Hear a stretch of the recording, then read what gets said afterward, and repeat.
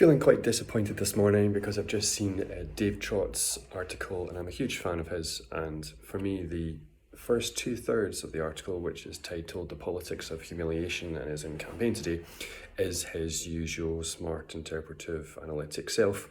But then for me, he becomes more opinionated based on his personal views, which I'll come back to in a minute, which I'm disappointed in, because I thought he was more progressive and stood for more than his article paints.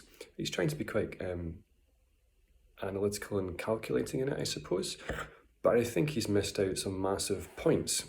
So the article's premise is basically that the Gillette, the best a man can be advert, which is a modern reinvention and retake on the best a man can get old slogan, is humiliating for the best part, the majority of men, and therefore makes them not want to be customers of Gillette because Gillette has humiliated them.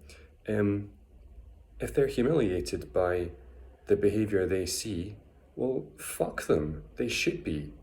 It is humiliating to be part of a gender which doesn't treat others equally and humiliates on a daily basis. So the whole point is that you want to be part of the better party. You want to be on the side which is right. Move on to the side which is right. Dave's argument is that more people are on the side who are wrong, and therefore we should continue to be on the wrong side. This seems really unusually ignorant to me of him. He pulls out stats such as Gillette then pulled the advert and sales have gone down, and he goes back to the buyout, which happened, I think it was around 10 years ago. So I've done a quick look, and Gillette do not seem to have pulled the advert at all. And in fact, sales are up 5% compared to last quarter.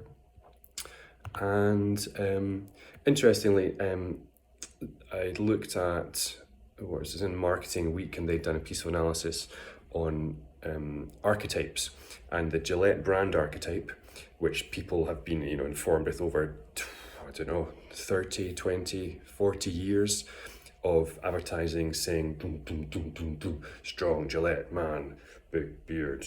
I'm talking about myself now, but I shouldn't be. So it shows you the existing brand perception versus the best a man can be new campaign perception. And people like Trott and one other article I pulled out in Forbes, they're basically taking the thought process that says you are X, that therefore you can never change to be a different X, when in fact a brand needs to be continually evolving. And so I'm quite cross at people who are standing up and pretending to be on top of this shit are actually being denigrating to the better part of men, and actually saying that marketing can never change in advance. Both parts I think are really wrong and should be thought better about.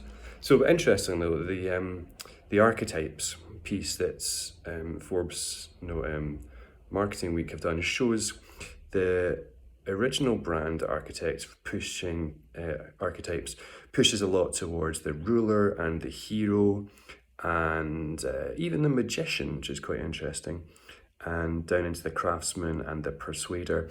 Really leadership stuff, classic alpha male, which is what exactly you think of in Gillette, which is fine. A lot of people want to be that. But I think there's a more open society now that accepts, well, actually, there's different types of men as there's different types of women. And it's okay to be all of the above. And so now, all that stuff was on the left of this particular archetypes diagram.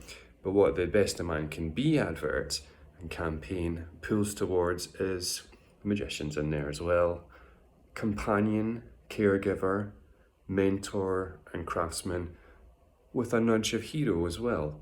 So actually, a far more contemporary, welcome, you'd like to think realistic than everyone's just the alpha male, which they aren't, view of a better world. So well done, Gillette.